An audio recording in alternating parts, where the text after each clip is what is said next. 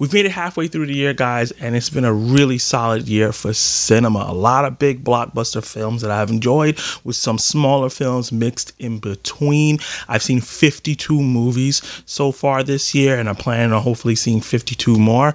But I'm going to give you my 5 honorable mentions and then count down the top 20 films that I've saw that I personally enjoyed a lot in 2023 so far. So let me talk about my 5 honorable mentions. Air, the Amazon Prime movie about Michael Jordan being signed to Nike for the first time, starring a slew of stars. Really, really fun, inspirational, crowd-pleasing film. Ben Affleck did a great job directing it, and I really, really enjoyed Matt Damon's performance. Coming at number 24 is Shazam! Fury of the Gods, a movie that I really, really enjoyed a lot. It was one of my favorite superhero movies that came out this year, and I think that it got a lot of unnecessary hate. I think it's a great film. It does everything that the first film did well, but improves on the things that it didn't, and it just has a bigger scope. So yeah, Shazam! Fury of the Gods, guys. Number 23 is Dungeons and Dragons of Honor Among Thieves. This movie surprised me about how much heart it has and how fun this cast was together. I'm sad that it didn't do well at the box office, meaning we're not going to see these guys together again, but it's definitely something I will cherish. When at number 22 is Evil Dead Rise. What a ride this was. I'm a new Evil Dead fan, and going into this after binging all the Evil Dead films leading up to it was really, really fun to see all the callbacks to the past films and some of the new things that they pulled off in this film. Definitely something worth checking out. I want to do a watch along during Halloween. Coming at number 21 is Cocaine Bear. I was anticipating this movie as soon as I saw the trailer, and it did not disappoint me at one bit. Funny as hell, really gory at parts, and had some really great characters other than the bear. I was really surprised. I thought it was going to be an hour and 20 minutes of just a bear running around killing stupid people, but it was actually a story about family and other different kind of relationships that people have while this bear was running around trying to get cocaine and tearing people apart. So yeah, great film, and I'm going to be doing a watch along for that Tuesday.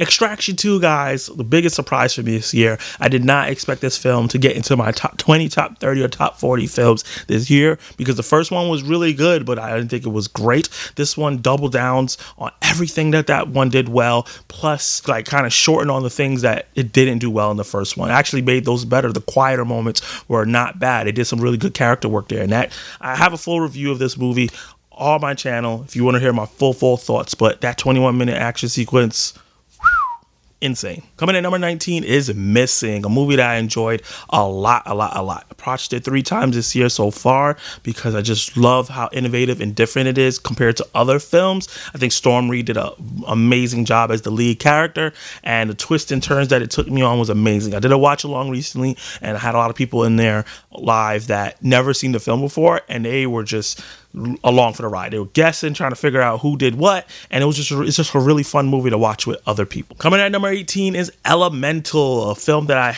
love. It hit me in the feels. I have a full review for this movie on my channel. I talk about the topics that they talk about in terms of immigration and love and finding yourself and identity, and the beautiful animation and the really fun characters that I wanted to see get together. I really enjoyed the crap out of this movie. Elemental is so good. I'm glad that it started doing better at the box office after the initial low box office it was having, because the word of mouth has been pretty positive, and I'm really glad because it is a great film. Coming at number 17 is Creed 3. This movie, when I first saw it, blew my mind away, and I had this like really high up. I think it was my number 1 film for like 3 months, and then it went down into my top 10 for a little while, and then I recently rewatched it, and I realized it wasn't as great as I thought it was, but it's still a great film, and it's still my favorite out of the 3 Creed movies, with it probably maybe just above Creed 1, just by a little bit. I think that Michael B. Jordan did a great job directing, and I really want to see him direct more. And him and Jonathan Majors and Tessa Thompson, who's not getting enough credit, did a great job with their acting performances.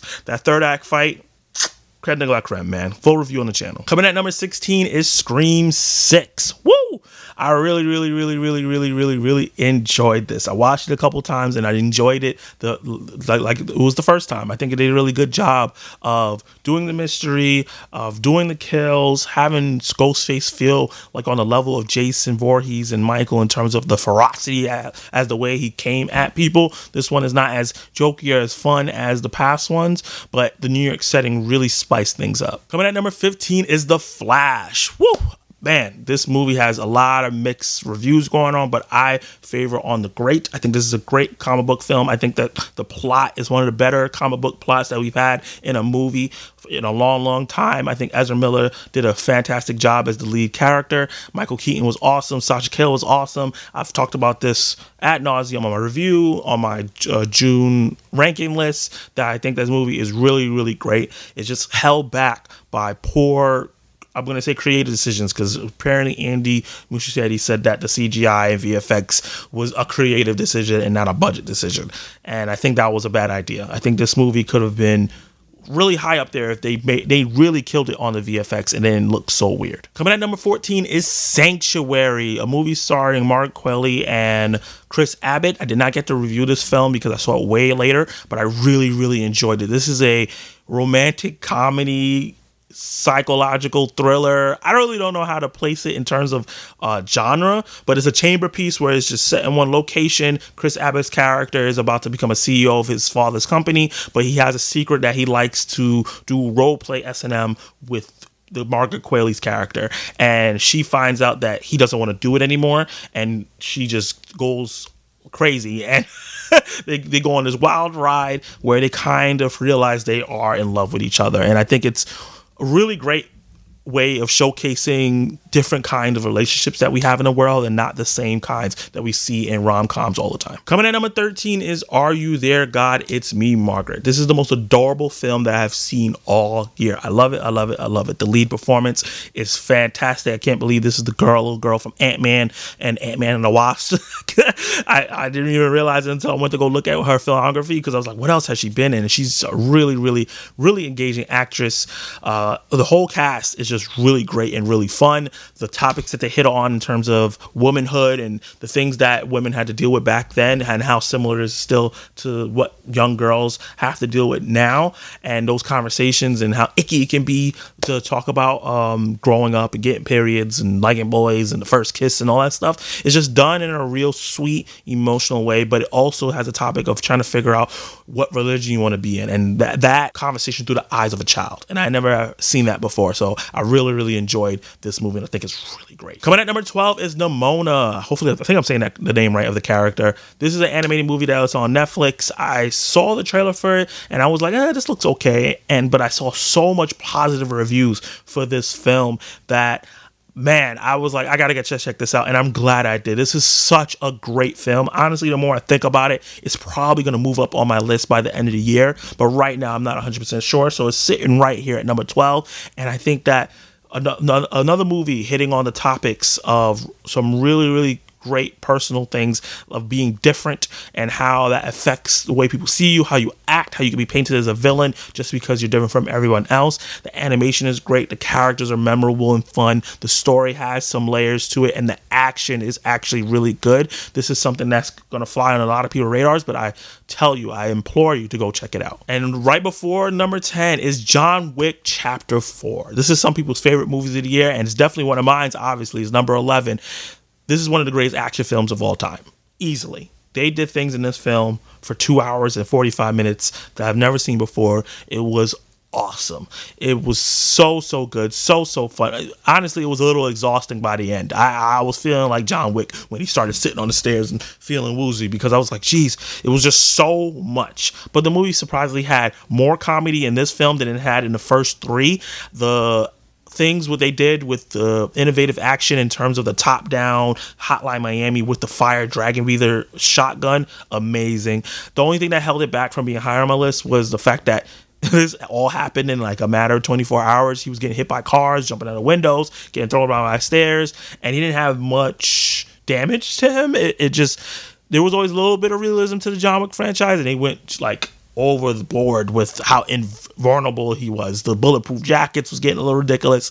Those stuff kind of took me out of the movie just a bit, but the action is so good, and that ending is so powerful that I still love the film. Coming at number 10 is another Netflix film. Netflix has some good stuff, man. Kill Bakusan. This is I think, Korean action film about a assassin who has a daughter, and she's trying to get out of the life, and they will not let her.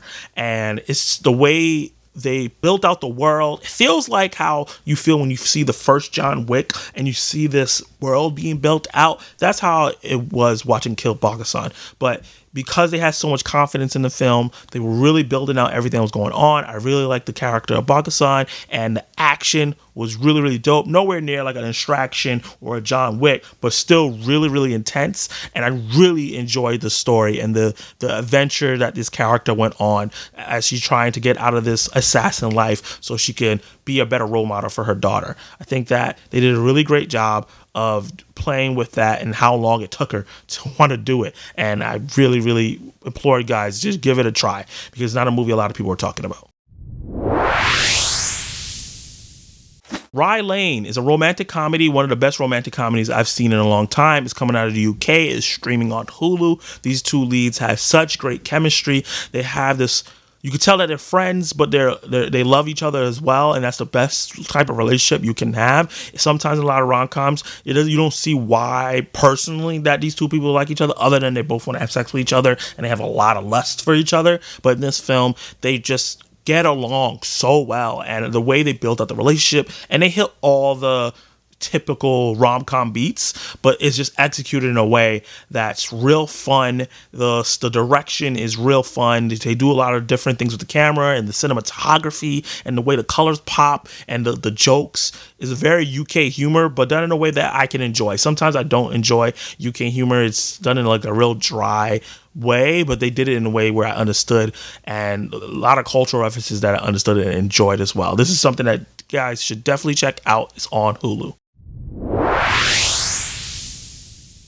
A Good Person, a movie that I think is severely underrated from this year, starring Florence Pugh, and she does a fantastic job as a person who went through some trauma in her life, becomes a drug addict, and her life is falling apart, and it's really, really hard for her to get out of it. And Morgan Freeman's in this film as well, and he does a really great job of, you know, playing this character that doesn't like her but likes her at the same time and is trying to help her but is regretting it. And the relationship that they build together and everything she goes through is so emotional. It had me tearing up and crying multiple times throughout the film, and Florence Pugh's performance is fantastic. This is a really, really great emotional film. If you need a really good cry, or you want to really see a really good moving story, a really great moving story, check out A Good Person.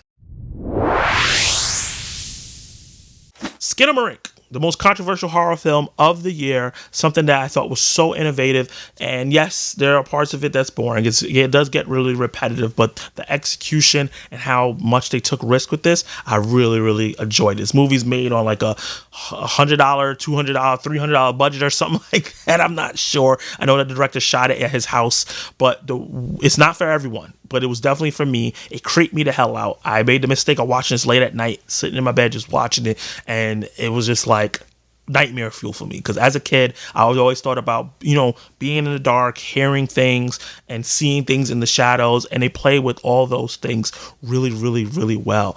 And they do certain things where you get some of the story, what's going on, you kind of could put the pieces together, but a lot of it is ambiguous and you have to really figure it out yourself. I have a full review on my channel, so you can check out my full thoughts. But yeah, Skinamarink, man, great film. Joyride, one of the probably the second funniest comedy I've seen this year. One of the best comedies in a long, long time. I just reviewed this movie recently, just came out, and I loved it so much. So raunchy, so ridiculous, so over the top, but with a lot of heart and a great, great emotional core with 4 women who does a banging job. It reminds me of that Seth Rogen crew, the Superbad crew, the Bridesmaids crew, and how they have such great chemistry and they bounce off each other so well, have distinct personalities. These 4 do that really, really well, and I think they knock it out of the park on this. No Hard Feelings. Jennifer Lawrence in a raunchy rom-com where she's a 32-year-old woman that needs a car, and she sees an ad about a family that wants to help their 19-year-old son that's about to go to college, grow out of his shell and mature. And it's a really, really inappropriate, crazy topic, but I think they executed it with enough heart and enough laughs and a character arcs that I really, really enjoyed this film. I loved the film. I did not think it. I thought I was going to go in there, get a few laughs, feel a little icky, but I actually really ended up loving it. And they did it in a way where it didn't feel so creepy that it was just like, oh my God, what do you do? It was never a point where in the movie where I was like, she's falling in love with this 9-year-old. Like that, there was never a point where that happened. You could tell that she cared for him as a person. She wanted to see him do better, but it wasn't like, I need to have sex with you because I want to have sex with a 9-year-old. So yeah, I really, really enjoyed this film, and I think it's the funniest comedy of the year. The Super Mario Brothers movie, my childhood brought to big screen, and it was so much fun. Love, love, love, love, love everything about this film. I know some people felt like it wasn't accessible for non-Mario fans, and yes, that is true, but we came out in droves. It's a $1 billion film because it brings everything that we love about Mario to life, and even adds to it because, you know, the character doesn't speak inside of the games, and adding that voice cast. Chris Pratt ended up being a great choice for Mario. He did a fantastic job as the character, even though I was very, very skeptical when he was first casted.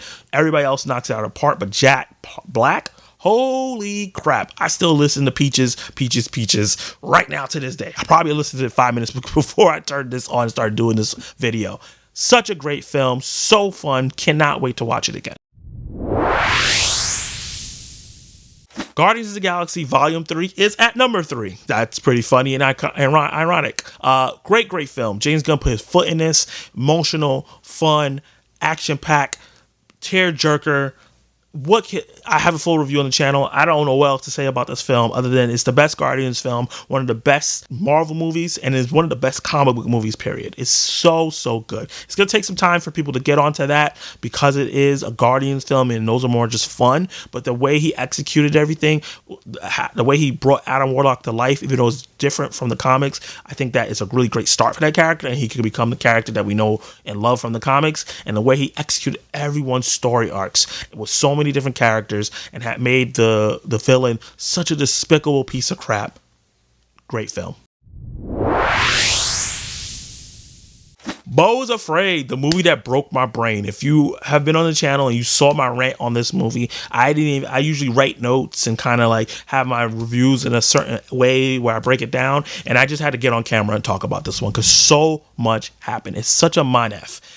Beau is Afraid is phenomenal. Ari Aster killed it with the direction, and the music is great. I'm about to say Joaquin Phoenix is phenomenal, like he always is. The supporting cast is really great, and there's still aspects of this movie I don't understand and fully grasp, but the parts that I did grasp and understand were so deep and meaningful, and they made me laugh so hard. Like, when you can make me laugh about such dark personal topics but also make me feel what's going on, I think you did a great job. And my favorite movie of the year, guys, obviously you know what it is. It's Spider-Man Across the Spider-Verse. Come on. This is almost everyone's favorite movie of the year. Phenomenal movie. One of the greatest comic book films of all time. One of the best animated films of all time. One problem that a lot of animated films have is they're trying to emulate live action films instead of just leaning into the fact they are animated films. And that's what the crew here understood. They understood that this is an animated film, so we can do things that the live action movies can't. And that's what will bring people to the theaters and talk about the film. It's like, you won't see this anywhere else. You have to go check this movie out, and that's why it's doing so well. The movie is absolutely insane. It does the multiverse in the best way possible. It uses it to progress Miles' story like it did in the first one, and I have a full review where I gush over this film so much. But yeah, this is such an amazing film, and I can't wait for Beyond the Spider-Verse, because if they can top this is going to be the greatest trilogy of all time. So yeah, that is my top 20 films, I guess you could say 25 films that I've seen in 2023 so far. Out of the 52 films, these are my favorite 25 films that I saw of the 2023 so far. And I really enjoyed doing this list because I was like, wow, I almost forgot about this movie because it came out in the beginning of the year. But guys, let me know in the comments below, what is your list? What's your top favorite one? What's your top 5, top 10, top 20, top 100? Let me know what your favorite films of the year has been so far, stuff that I need to check out. There's so many small films that I didn't get to check out that I wanted to see that will probably change this list. Drop those suggestions down below. Like the video to get this video popping, subscribe to the channel, and hit that notification bell to be notified of my reviews, reactions, live discussions, and much more. You can catch more of my content right now.